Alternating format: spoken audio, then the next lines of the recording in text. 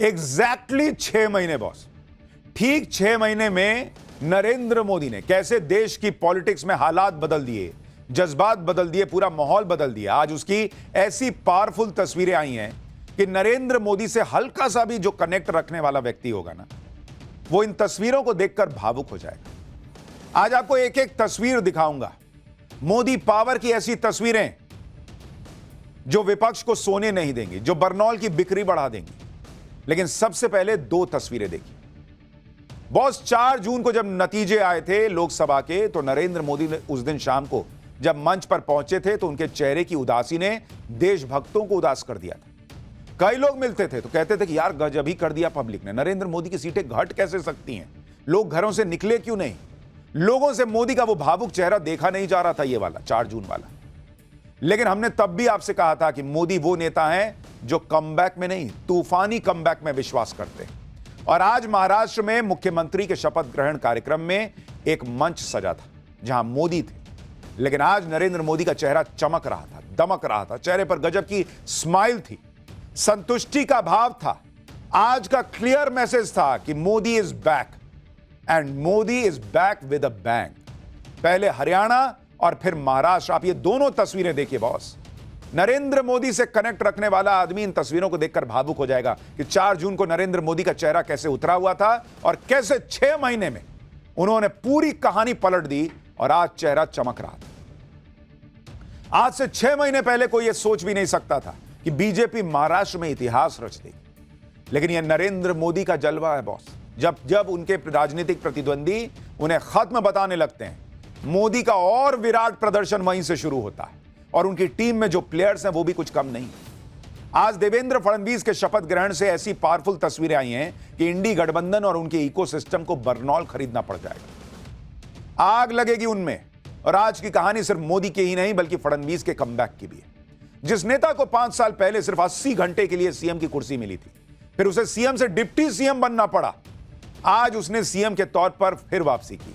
उन्होंने 5 साल पहले कहा कि समंदर हूं लौट कर आऊंगा, तो समंदर आज लौट कर आया। और नरेंद्र देवेंद्र के इस समंदर में डूब गए इंडी गठबंधन के तमाम दिग्गज। देवेंद्र फडणवीस के तौर पर एक मजबूत नेता नरेंद्र मोदी ने महाराष्ट्र में खड़ा कर दिया, जो आज की डेट में बड़े बड़ों पर भारी है।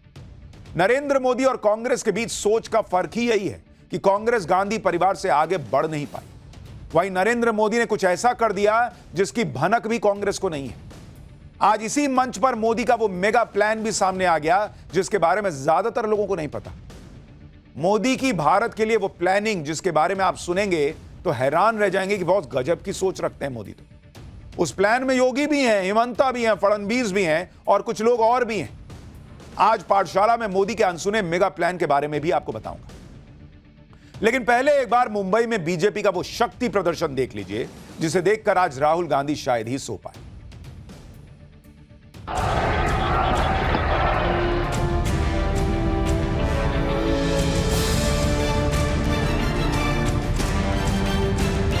मी देवेंद्र सरिता गंगाधरराव फडणवीस ईश्वर साक्ष शपथ घेतो की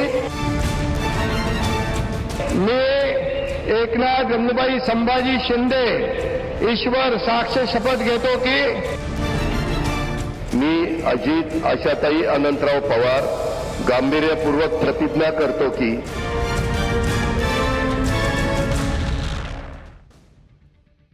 आज मुंबई में सिर्फ सीएम का शपथ ग्रहण नहीं था बॉस, यह प्रधानमंत्री नरेंद्र मोदी की ताकत को दिखाने वाली तस्वीरें। मोदी है तो मुमकिन है, इसको साबित करने वाली तस्वीरें। पूरे देश से एनडीए के नेता, एनडीए के मुख्यमंत्री वहां पर मौजूद थे। यह पूरी नरेंद्र मोदी की जबरदस्त टीम थी जिसने देश की राजनीति में धूम मचा रखी है। इस टीम को एक साथ एक मंच पर देखकर इंडी गठबंधन के नेताओं की नींद उड़ जाएगी रात में, क्योंकि जिनके पास ऐसी टीम हो, जिसके पास नरेंद्र मोदी जैसा लीडर हो, उससे सिर्फ हवाबाजी करके टक्कर नहीं ली जा सकती जो इंडिया अलायंस कर रहा है। महाराष्ट्र में राहुल गांधी और इंडी गठबंधन ने कितनी हवाबाजी की थी, लेकिन जैसे हरियाणा में हारे उससे बुरी हार तो महाराष्ट्र में। महाराष्ट्र में बीजेपी को जीत मिली। बीजेपी को जितनी सीटें आई वो अपने आप में ऐतिहासिक है। महाराष्ट्र में ऐसी जीत बीजेपी को कभी नहीं मिली थी, लेकिन इस बार जनता ने नरेंद्र मोदी का जो साथ दिया, नरेंद्र मोदी पर जो भरोसा दिखाया, वो अपने आप में कमाल है। इसलिए आज जब प्रधानमंत्री नरेंद्र मोदी शपथ ग्रहण समारोह के मंच से जाने लगे तो जनता के सामने सिर झुकाया, जनता को नमन किया। और यह इकलौता ऐसा शपथ ग्रहण होगा बॉस जो एक पूरे इकोसिस्टम की झूठी हवाबाजी का चुन चुन कर जवाब दे रहा था। भाई माहौल यह बनाया गया था कि मोदी कमजोर पड़ गए, अमित शाह का कमाल खत्म हो चुका है और मोदी शाह के बीच भी मामला ठीक नहीं है। कुछ लोगों ने तो यह भी माहौल बनाना शुरू कर दिया। लेकिन बॉस पॉलिटिक्स में मोदी शाह की जोड़ी का तोड़ फिलहाल तो दूर दूर तक दिख नहीं रहा। नरेंद्र मोदी की लीडरशिप और अमित शाह की स्ट्रैटेजी दोनों कमाल का कॉम्बिनेशन है और यही विपक्ष मात खा जाता है क्योंकि उनके पास ना तो नेता है ना स्ट्रैटेजी। हरियाणा और उसके बाद महाराष्ट्र की जीत कितनी बड़ी है बीजेपी के लिए यह आज अमित शाह का चेहरा देखकर पता चल रहा था। अमित शाह एकदम रिलैक्स्ड मूड में थे। भाई आप तस्वीरें देखिए, मंच पर घूम घूम कर सबसे मिल रहे थे। हाँ भाई तुम्हारा क्या हाल है, हाँ बोलो, हाँ क्या, चेहरे पे मुस्कान, जैसे एक दो पेपर गड़बड़ाने के बाद किसी ने बड़ा इम्तिहान क्लियर कर लिया हो, उस टाइप की फीलिंग अमित शाह के चेहरे पर दिख रही थी। अमित शाह इतना खिलखिलाते अमूमन नहीं दिखते हैं, थोड़ा टेंस रहते हैं, सीरियस रहते हैं, लेकिन आज देखिए घूम घूम के मंच पे सबसे मिल रहे थे। नीतीश कुमार से मिले, अपने नेताओं से मिले, सबसे मिल लिए, योगी जी से मिल लिए। ये देखिए अमित शाह की आज की एक और तस्वीर बहुत गजब की है। अमित शाह जब मंच पर आए तो सामने सीएम योगी भी दिख गए। कितनी बातें फैलाई जाती हैं कि अमित शाह और योगी के बीच बन नहीं रही, इसलिए आज जब अमित शाह योगी से मिले तो सबकी नजर अटक गई वहीं पर। अमित शाह योगी से मिले, हाथ मिलाया, रुक के थोड़ी देर बातचीत भी की। इकोसिस्टम को यह तस्वीर बहुत गहरा जख्म देगी क्योंकि अमित शाह और योगी के बीच टकराव की बातें इकोसिस्टम खूब फैला रहा था कि बॉस योगी तो हटने वाले हैं, उनकी कुर्सी जाने वाली है वगैरह वगैरह। आप ये तस्वीर देखिए, अमित शाह का चेहरा देखिए, योगी आदित्यनाथ का चेहरा देखिए, दोनों का चेहरा खिलखिला रहा है, चमक रहा है। मैंने कहा ना उस मंच पर आज शपथ ग्रहण खाली नहीं हो रहा था, मोदी पावर की तस्वीरें थी। इंडी गठबंधन और उनके इकोसिस्टम के जले पर नमक छिड़का शिंदे के शपथ ग्रहण में आ जाने में। पहले ये लोग सोच रहे थे कि शिंदे कोई खेला कर देंगे क्योंकि शिंदे ने लास्ट तक नहीं बताया था कि डिप्टी सीएम बनेंगे या नहीं, शपथ लेने आएंगे या नहीं, लेकिन लास्ट में शिंदे भी शपथ ग्रहण में पहुंच गए। और तो और देवेंद्र फडणवीस के साथ साथ शिंदे मंच पर आए। सिर्फ मंच पर ही नहीं आए बल्कि डिप्टी सीएम के पद की शपथ भी ली। शिंदे को थोड़ा लग तो रहा होगा कि वो पहले सीएम थे अब डिप्टी सीएम हो गए, लेकिन यह भी सोचना चाहिए कि फडणवीस भी सीएम थे फिर डिप्टी सीएम बने ना थे। इसलिए यह सब सियासत में चलता है, जिनके हिसाब से नेताओं की जिम्मेदारी तय होती है। अच्छी बात यह रही कि शिंदे को यह बात आखिर में समझ आ गई।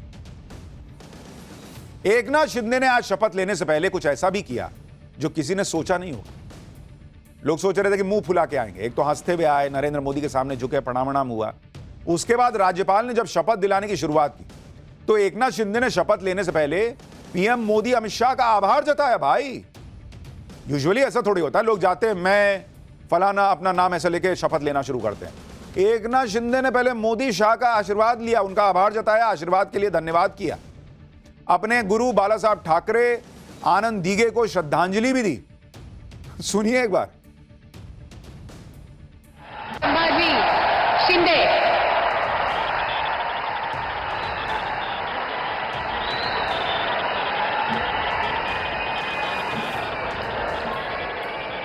संभाजी शिंदे।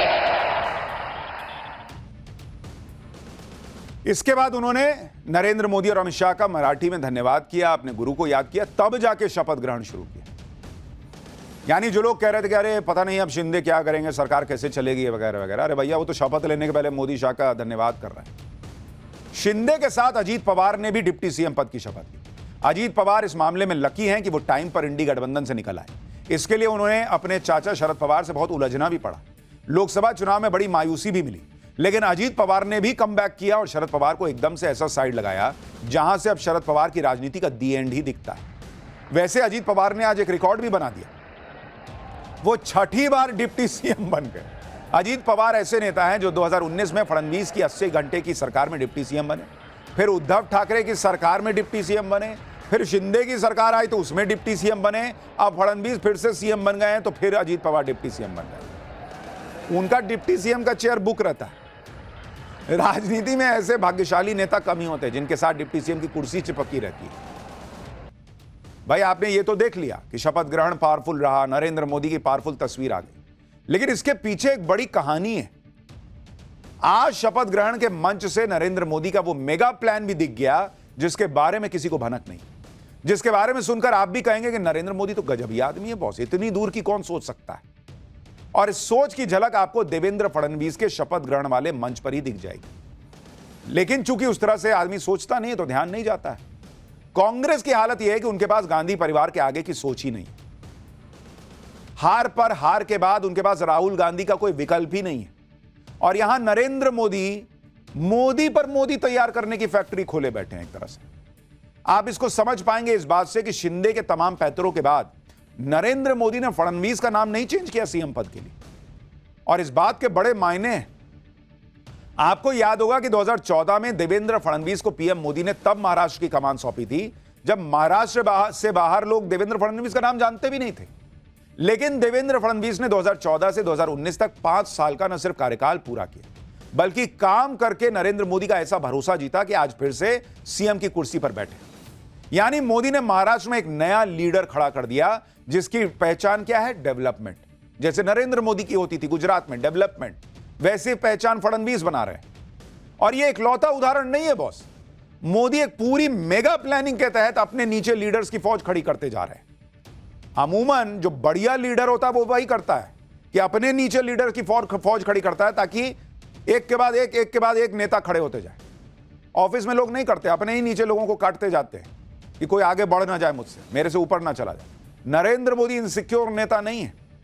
मोदी का विजन क्लियर है कि देश को कहां ले जाना, और इसके लिए उन्हें पता है कि एक मोदी नहीं लगेगा भाई, कई और मोदी लगेंगे जो उनके बाद कमान संभालेंगे। और इसलिए मोदी ने बीते 10 साल में कैसे लीडरशिप खड़ी की है बिना किसी को भनक लगे, आप सुनिए।